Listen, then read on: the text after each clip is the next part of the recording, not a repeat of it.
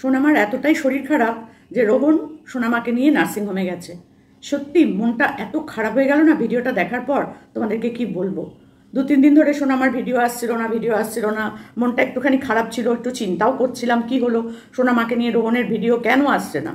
অন্য চ্যানেলে যদিও দুটো একটা দেখছি, পুরোনো ভিডিও হলেও দেখছি, কিন্তু রোহনের চ্যানেলে সোনামার ভিডিও দেখতে একটু বেশি ভালো লাগে। তো যাই হোক, সবার কাছেই রোহনের সোনামার ভিডিও থাকে, সোনামার ভিডিও দেখতে সবার চ্যানেল থেকেই ভালো লাগে, কিন্তু রোহনের সাথে সোনামাকে দেখতে একটু বেশি ভালো লাগে আমাদের, তাই নয় বলো? তো বলো, কেমন আছো সকলে? আশা করি সকলেই ভালো আছো, আমি ভালো আছি। যারা আমার ভিডিওটা দেখছো তারা প্লিজ একটু সাবস্ক্রাইব করে আমার পাশে থেকো, বেল নোটিফিকেশনটা অন করে দিও। তো চলো, যেটা বলার সেটা বলতে চলে এসেছি। আমি একটা ভিডিও দেখছিলাম, চ্যানেলের নামটা আমি বলছি না এই মুহূর্তে। সেখানে রোহন গেছে হচ্ছে আমাদের সোনামাকে নিয়ে নার্সিংহোমে। ওইখানে একটা ভালো নার্সিংহোম আছে, সেখানে নিয়ে গেছে সোনামাকে ডাক্তার দেখাতে। কিছুদিন আগে সোনামাকে নিয়ে ওই মৌসুমী আইল্যান্ডে গেছিলো, আমরা সকলেই দেখেছি। সেখানে সোনামা পড়ে গেছিলো, পায়ে লেগেছে। সোনামা কিন্তু এই ব্যথা জায়গাটা বারবার দেখায়, তোমরা নিশ্চয়ই লক্ষ্য করেছো সব ভিডিওতেই।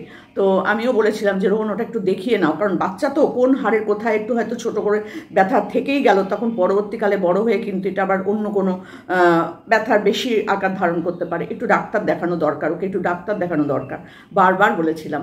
তো যাই হোক, রোহন সেটা করেছে, নার্সিংহোমে নিয়ে গেছে, বাচ্চাটাকে চেক আপ করিয়েছে। খুব ভালো লাগলো জিনিসটা, এটা দরকার বাচ্চাদের না, মাঝে মধ্যে চেক আপ করানোটা দরকার। কারণ ওদের কি এখন তো ওদের গ্রোথের সময় না, এই সময় তো ওরা কী খাবে, কীভাবে ওকে টেক কেয়ার করতে হবে, সবটাই কিন্তু ডাক্তাররা এখন বলে দেয়। যদিও কি বলবো, অনেকেই আছে ডাক্তার দেখানোটা খুব একটা পছন্দ করে না। আমার হাজব্যান্ডই যেমন খুব একটা ডাক্তারখানা যেতে চাইতো না, হসপিটাল নার্সিংহোমে কেউ ভর্তি থাকলে ও দেখতে যেতে চাইতো না, দেখলেও ওই চোখের দেখাটা দেখেই চলে আসতো, ও বেশিক্ষণ ওখানে থাকতে পারতো না। তো এই সবের জন্য না কিছু কিছু মানুষ আছে, ডাক্তার হসপিটাল নার্সিংহোম নেগলেক্ট করে, যায় না।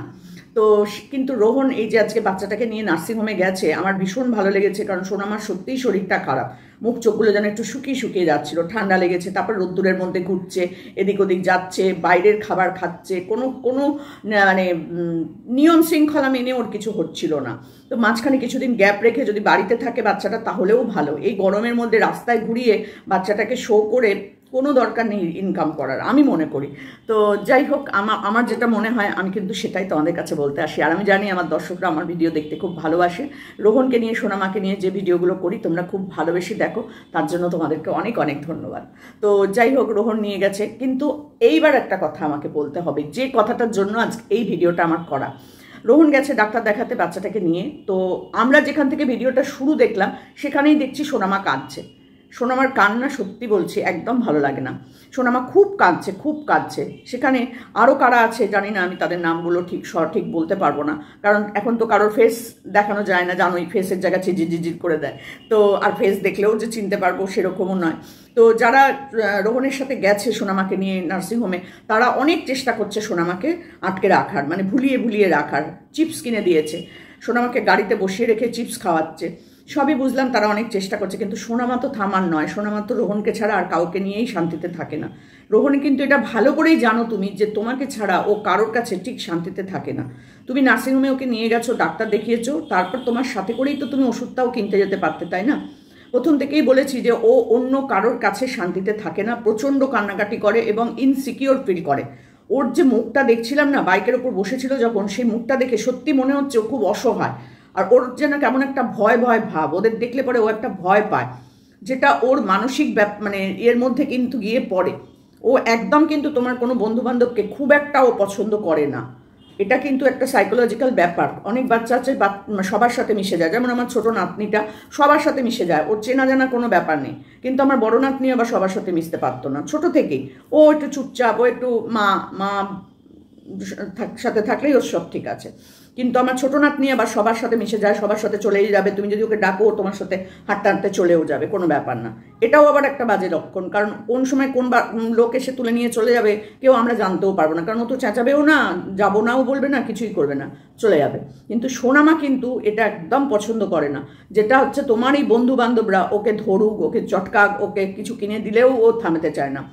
বাইকের ওপর বসিয়ে রেখে ওকে অনেকক্ষণ থেকে চেষ্টা করছে ওরা থামানোর, কিন্তু সোনামার কিন্তু কান্না থামছে না। এবার যখন দেখছি যে সোনামারকে কেউ একজন পায়ে হাত দিয়ে দেখছে, ওর ব্যথা জায়গাটা কোথায়। সোনামা কিন্তু দেখছে এরকম করে করে, ও যে দেখছে ওর পাটা, সেটাও কিন্তু ও বারবার করে দেখছে, আর দেখতে দেখতেই বলছে এখানটা ব্যথা ব্যথা, ও এরকম করে করে দেখাচ্ছে। তার মানে ও মুখে বলতে পারে না অনেক কিছু, সোনামা কিন্তু মুখে বলতে পারে না অনেক কিছু, কিন্তু চোখ মুখ রিয়াকশন, মানে ভাষা, মানে মানে কি বলবো এটাকে, আবভাবে ও বুঝিয়ে দেয় যে এটা এই এটা ওই। সেই জন্য আবার একবার একটু স্পিচের ডাক্তার দেখানো উচিত, যে কথা বলাটা ওর দেরি হচ্ছে, অনেক কথা ভুলভাল উচ্চারণ করে, সেগুলোকেও একটু দেখানো দরকার। তো যাই হোক, তোমরা তোমাদের মতো করেই বাচ্চাকে মানুষ করবে, আমরা তোমাদের বাইরে থেকে দেখে হয়তো একটু জ্ঞান দিতে পারি, এর ছেড়ে তো ভালো কিছু করতে পারি না, তাই না? তো সব কিছু দেখছিলাম, বেশ ভালোও লাগছিল, মনটা খারাপ হয়ে যাচ্ছিল ওর এই কষ্টটা দেখে, কারণ ওর পায়ে ব্যথাটা কিন্তু বেশ ভালো রকমই আছে, কারণ অনেক দিন অনেক ভিডিওতেই দেখছি ও কিন্তু পায়ে ব্যথাটাকে বারবার বারবার করে দেখাচ্ছে। তো সেটা একটু তুমি খেয়াল রেখো, পায়ে ব্যথার জন্য কোনো হাড়ের ডাক্তার আছে যারা অর্থোপেডিক সার্জন, এরকম কোনো ডাক্তারকে দেখিয়ে নিও, কারণ বাচ্চা তো কোথায় চোটটা লেগে আছে সে তো ঠিকমতো বলতে পারছে না, তাই না? তো ওটা একবার তোমার মনে হয় একবার হাড়ের ডাক্তার দেখিয়ে নেওয়া উচিত। যাই হোক, তুমি হসপিটাল নার্সিংহোমে নিয়ে গেছো, নিশ্চয়ই দেখিয়েছো, আর সোনামার সুস্থ হয়ে যাক তাড়াতাড়ি, এটাই সবসময় চাই। সোনামার রাগ, সোনামার হাসি, সোনামার খাওয়া দাওয়া, সোনামার ঘোরাঘুরি, এগুলো দেখতে জানোই তো আমরা কতটা ভালোবাসি। তো সব কিছুর পরেও একটা কথা, ওই যে যার চ্যানেল থেকে যে ভিডিওটা করেছে সে একটা কথা কিন্তু খুবই মানে কানে লাগার মতন একটা কথা কিন্তু আমাদের সামনে চলে এসেছে। সেটা হচ্ছে সোনামাকে নিয়ে রোহনের বাড়িতে অশান্তি। জানি না কি নিয়ে অশান্তিটা হচ্ছে, কেনই বা এই অশান্তিটা হচ্ছে। তবে এটা বলবো যে সোনামাকে কুড়িয়ে পাওয়া মেয়ে বা এইসব নিয়ে যদি কোনো অশান্তি হয়, জানি না তার রেজাল্ট কি হবে। বা সোনামা যদি, আমি একজনের মানে ক্রিয়েটারের কাছে শুনলাম, সোনামা হয়তো ওদের বাড়িরই কারোর সন্তান, মানে নানান রকম গল্প, নানান রকম কথা, নানান রকম কিছুই তো শুনতে পায়। তো কুড়িয়ে পাওয়া বাচ্চা নয়, কেউ বলছে কুড়িয়ে পাওয়া এই বাচ্চা। এই দেখো, এই বাচ্চাটাকে নিয়ে যে কুড়িয়ে পেলেই আমরা ভালোবাসবো আর কুড়িয়ে না পেলে ভালোবাসবো না, এরকম তো নয়। আমরা সোনামাকেই ভালোবাসি, সোনামাকে রোহনের সন্তান হিসাবেই ভালোবাসি। এবার রোহন যেটা আমাদের কাছে প্রেজেন্ট করেছে আমরা তো সেটাকেই বিশ্বাস করবো, তাই না?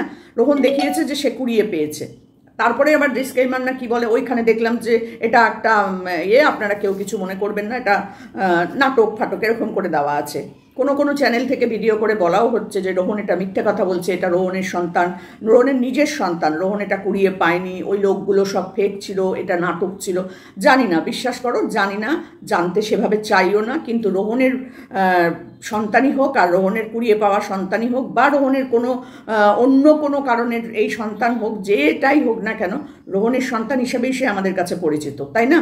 আর ওই বাচ্চা কিন্তু রোহনকে ছাড়া আর কারোর কাছেই কিন্তু শান্তিতে থাকে না, এটাও তো আমরা লক্ষ্য করেছি, তাই না? তার মানে রোহন কতটা ওকে ভালোবাসে, যেটা ও অন্য কাউকে সেই ভালোবাসাটা ও বাঁচতে পারে না। তো সেখান থেকে দাঁড়িয়ে এই রোহনের এই বাচ্চাটাকে নিয়ে প্রচুর জলঘোলা, প্রচুর মানুষের প্রচুর কিউরিয়াসিটি। কিন্তু একটা কথা সেই ছেলেটি বলছে যে রোহনের বাচ্চাটাকে নিয়ে, মানে সোনামাকে নিয়ে রোহনের বাড়িতে খুব অশান্তি। আমি জানি না কেন এই অশান্তি, কি কারণে এই অশান্তি। ছেলেটি বলছে যে রোহন দা এটা নিয়ে মুখ খুলবে, রোহন দা এটা নিয়ে ভিডিও করবে 2-1 দিনের মধ্যেই, তারপর দেখা যাক, আমরাও জানতে পারবো যে সোনামাকে নিয়ে কি অশান্তি চলছে বাড়িতে, কি কারণে সোনামা এই রোহন ভিডিও দিতে পারছে না, নানান রকম কারণ। এদিকে মাসুমার জন্য একটা ভয়ের ব্যাপার তো হয়েই রয়েছে, কারণ যেহেতু ওরা তাকে বাড়িতে নিয়ে এসেছিল, তাই না? আমার তো ওটা নিয়ে খুব বাজেই লেগেছিল, কিন্তু কিছু বলার নেই, মেয়েটা যথেষ্ট সমর্থ একটা মেয়ে। দেখো সেই মেয়ে কিন্তু পালিয়ে চলে গেল, এরা ফেসে গেল না, এরাও তো একটা বদনামের ভাগী হতেই পারে। এখন জানি না, ভগবান যেন চায় যে ওরা যেন ভালো থাকে, ওদের কোনো বদনামের ভাগী না হতে হয়, সবসময় চাইবো। কিন্তু সোনামাকে নিয়ে ওর বাড়িতে কি গন্ডগোল, কি অশান্তি, সেটা তো বুঝতে পারলাম না। যাই হোক, এই ব্যাপারটা জানার জন্য অবশ্যই রোহনের ভিডিওগুলোর জন্য অপেক্ষা করে থাকবো, কারণ সোনামাকে নিয়ে কোনো অশান্তি হলে রোহনও কিন্তু ভেঙে পড়বে, তাই না? রোহনের পৃথিবীটাই তো সোনামাকে নিয়ে।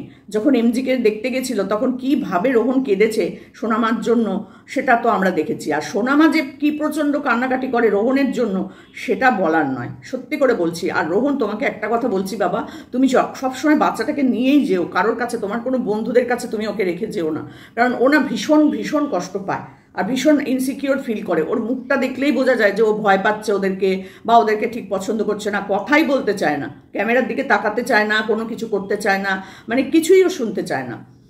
সমানে কেঁদে যায় বাচ্চাটা। যদিও জানি সবসময় সব জায়গায় সব নিয়ে যাওয়া সম্ভব হয় না, নার্সিংহোমের ক্রমে সেখানে ডাক্তারের সাথে কথা বলতে গেলে সব সময় বাচ্চাটাকে নিয়ে যাওয়া যায় না, সব মানছি, কিন্তু ওর এই কান্না না ভীষণ কষ্ট হয় দেখতে, কিন্তু কি করব বলো, আসলে আমরা ওকে প্রচণ্ড ভালোবাসি তো সেই কারণে এইগুলো দেখলে না খুব কষ্ট হয়। আর 2-4 দিন বাদে বাদে যখন ওকে দেখি তখন যেন মনে হয় ওকে একটু হাসি খুশি সুন্দর চঞ্চল দৌড়াদৌড়ি করবে, খাওয়া দাওয়া করবে, এরকমই একটা সুস্থ স্বাভাবিক বাচ্চা দেখি। তো সোনামাকে দেখে সত্যিই কষ্ট লাগছিল। পাটার জন্য আমার খুব চিন্তা হচ্ছে, কারণ পাটা কিন্তু ও বারবার দেখায়, ব্যথাটা সবসময় ও বলে। তুমি একটু অর্থোপেডিক সার্জন দেখিয়ে নিও পায়ের জন্য। আর এটা বলবো যে কোনো অশান্তি যদি হয়েও থাকে তাহলেও তুমি যদি মনে করো যে না আমাদের সঙ্গে সেটা শেয়ার করতে পারবে তাহলে অবশ্যই করো, কারণ পরিবারের ব্যাপার সবসময় শেয়ার করতে নেই আমি মনে করি। তো এখন সোনামাকে নিয়ে ব্যাপার, যেহেতু তোমার টিমেরই মেম্বার বলছে যে সোনামাকে নিয়ে অশান্তি বাড়িতে, তো সেটার জন্য তুমি খুব টেনশানে আছো একটা, সেটাও বোঝা যাচ্ছে। তবে হ্যাঁ, তুমি যখন বাইকটা নিয়ে সোনামার কাছে এলে আর সোনামা তোমাকে জড়িয়ে ধরে কাঁদছিল না, আমার এত কষ্ট লাগছিল আমি কি বলবো। ভীষণ ভীষণ ভালোও লাগে তোমার বাবা আর মেয়ের এই রিলেশনটা সত্যি দেখার মতো। আর সোনামা যে তোমাকে কতটা ভালোবাসে, তোমাকে পুরো চোখে হারায়, সত্যি একদম চোখে হারায়। তুমি না থাকলে ওর জীবনটা যেন অন্ধকার অন্ধকার মনে করে। ও কাউকেই ও পছন্দ করে না ঠিকভাবে। তোমার কোনো বন্ধুদের কাছেই ও কিন্তু শান্তিতে থাকে না। তো সেখানে দাঁড়িয়ে তুমি ওকে একা এরকম রেখে কোথাও যেও না, কারো কোনো বন্ধুদের কাছে এরকমভাবে একা রেখে যেও না। তো কি বলবো বলো, সত্যি করে ও যা কাঁদে না তোমাকে ছাড়া, চোখে দেখা যায় না। আমি তো ভীষণ ভীষণ কষ্ট পাই, সত্যি বলছি ভীষণ কষ্ট পাই ওর কান্নাটা, একদম ফুপিয়ে ফুপিয়ে ফুপিয়ে ফুপিয়ে কাঁদতে থাকে। তো ওরা অনেক চেষ্টা করেছে, তবে আমি একটা কথা বলবো, ওইটুকু বাচ্চাকে এই গরমের মধ্যে, যা প্রচণ্ড গরম পড়েছে, গরমের মধ্যে ওই চিপস, তারপরে কোল্ড ড্রিঙ্কস, তারপরে কেক বাইরের থেকে এগুলো খাইও না, একদমই খাইও না। পারলে একটু ডাবের জল খাওয়াও, লিচি ড্রিঙ্কসটাও ভালো, লিচি ড্রিঙ্কসটা কিনে দেবে, এগুলো খাওয়াও তাও ভালো। কিন্তু ফ্রুটি বা মাজা ম্যাঙ্গো যে ছোটো ছোটো প্যাকেট, এগুলো খবরদার কিনবে না, খবরদার না। কারণ এগুলো না অনেক দিনের পুরনো জিনিসও প্যাকেট করে শুধু সিলটাতে নাম্বার তোমার ডেটটাকে আলাদা করে বসিয়ে দেওয়া হচ্ছে। ফেসবুকেই আমি ইউটিউবেই দেখেছি অনেক এরকম ভিডিও আছে, মাজার প্যাকেটটা পুরো পুরনো দিনের হয়ে গেছে, ডেট ওভার হয়ে গেছে, সেটা মেশিনের সাহায্যে ওই নাম্বারটাকে মুছে দিয়ে আবার নতুন নাম্বার ফেলে দিল। কিন্তু জিনিসটা হয়তো 1 বছর আগের বা 5-6 মাস 7 মাস আগের, এক্সপায়ার হয়ে গেছে, সেটাই আবার নতুন রূপে বাজারে ছেড়ে দিচ্ছে। সাবান, শ্যাম্পু, তেল, এরকম নানান রকম জিনিস, সবই জিনিস কিন্তু এক্সপায়ার হয়। আর সেই জিনিসগুলোই নতুন করে আবার মেশিনের সাহায্যে ওই ডেটটাকে তুলে দিয়ে, এক্সপায়ারি ডেট আর ম্যানুফ্যাকচারিং ডেটটা তুলে দিয়ে আবার নতুন করে সিল করে দেয়, আবার মানুষ নিতে শুরু করে দেয়। আর মাজা, ম্যাঙ্গো, ফ্রুটি এইগুলো তো একদমই ওকে দেবে না, এগুলো একদমই ওকে দেবে না। লিচি ড্রিঙ্কস দাও, কোনো অসুবিধা নেই, আর তার সাথে হচ্ছে তুমি ডাবের জল টল এগুলো ওকে কিনে দিও, যেগুলো ও খেতে ভালোবাসে। ডাব ও খেতে ভালোবাসে, মৌসুমী আইল্যান্ডে দেখেছে এরকম ডাব ধরে ধরে পাইপে করে খাচ্ছে, ওই সব ওকে রাস্তাঘাটে বেরোলে কিনে দিও। আর জল নিয়ে বেরিও অবশ্যই। ওই chips, cake, ice cream, cold drinks এইসব ওকে একদম দিও না, কারণ ওর শরীরটা তো ওর এখন একদম ছোট বাচ্চা না, ও তো বুঝতে পারবে না। ও তো মনের আনন্দে খেয়ে নেবে, কিন্তু খাওয়ার পর ওর শরীরে যেটা হবে সেটা ও না বোঝাতে পারবে, না বলতে পারবে, শুধু শুধু কষ্ট পাবে আর কান্নাকাটি করবে, আর ডাক্তার দেখাতে হবে। এই হচ্ছে বাচ্চাদের জন্য বলার আর কি। যেহেতু সোনামাকে ভালোবাসি, সেহেতু ভালো জিনিসগুলোই তোমাকে বলার চেষ্টা করি। তো সোনামার সত্যিই কিন্তু চেহারাটা একটু খারাপ হয়েছে, সোনামার চোখ মুখগুলো যেন একটু বসে বসে গেছে বাচ্চাটার, আর দুরন্তপনাটাও যেন কমছে, হয়তো বড় হচ্ছে বলে, নয়তো শরীরটা খারাপ বলে, দুটোর মধ্যে একটা হবেই। আর তুমি যেহেতু বাবা, তুমি ছাড়া ওর আর কিছু নেই, এটা হচ্ছে সব থেকে বড় কথা। সোনামার কাছে তুমি ছাড়া ওর জগতে কিছু নেই, শূন্য। ও আর কাউকে না চায়, না কারো কাছে থাকতে চায়, না কাউকে ভালোবাসে, না কারোর সাথে খেলা করে, কিছুই করে না, কিছুই করে না। হয়তো ছোট বাচ্চা বলে কোনো কোনো সময় একটু ভুলে যায়, কিন্তু খাবার দিল বা কিছু একটা খেলনা পেয়ে হয়তো কিছুক্ষণ টাইমও হয়তো একটু ভুললো, কিন্তু তার পরের মুহূর্তেই ও তোমাকে মিস করতে শুরু করে দেয়। সেই জন্য যতটা পারবে তুমি ওকে সাথে করে করে নিয়ে থেকো। যেগুলোতে যাওয়া যাবে না একান্ত সেগুলো আলাদা কথা, কিন্তু যদি যাওয়া যায় তাহলে তুমি ওকে কারোর কাছে ছেড়ে ছেড়ে যেও না। খুব খারাপ লাগে, খুব খারাপ লাগে ওর এই কান্নাটা। তো চলো, একটা কথাই শুধু বলবো যে তোমার সংসারে, পরিবারে সোনামাকে নিয়ে অশান্তি, এটা শুনে না সত্যি মনটা আরও খারাপ হয়ে গেল। জানি না ভগবান কি চাইছে, তবে চাইবো সবাই যেন খুব খুশি মনে সোনামাকে মেনে নেয়, সোনামার সাথে ভালো থাকে। কারণ এটা কেন তোমার পরিবারে অশান্তি হবে এটাও বুঝতে পারছি না, কারণ আমি তো শুনলাম সোনামার আধার কার্ডে তোমার বাবার পরিচয় আছে, তো সেখানে সোনামাকে নিয়ে তোমাদের বাড়িতে কি অশান্তি হতে পারে সেটা সত্যি বলছি আমার মাথায় আসছে না। তো শোনার পর থেকেই মাথার মধ্যে এটা ঘুরছে যে সোনামাকে নিয়ে তোমার সাথে অশান্তি, এটার কারণ কি? যদি অশান্তিই হতো তাহলে তো তোমার বাবা অ্যাটলিস্ট আধার কার্ডে তার নামটা লিখতেন না, তাই না? তো জানি না এর ভেতরে কি রহস্য আছে, কি আছে সেটা তুমি যদি সামনে আনো কোনো দিন, তবেই আমরা জানতে পারবো।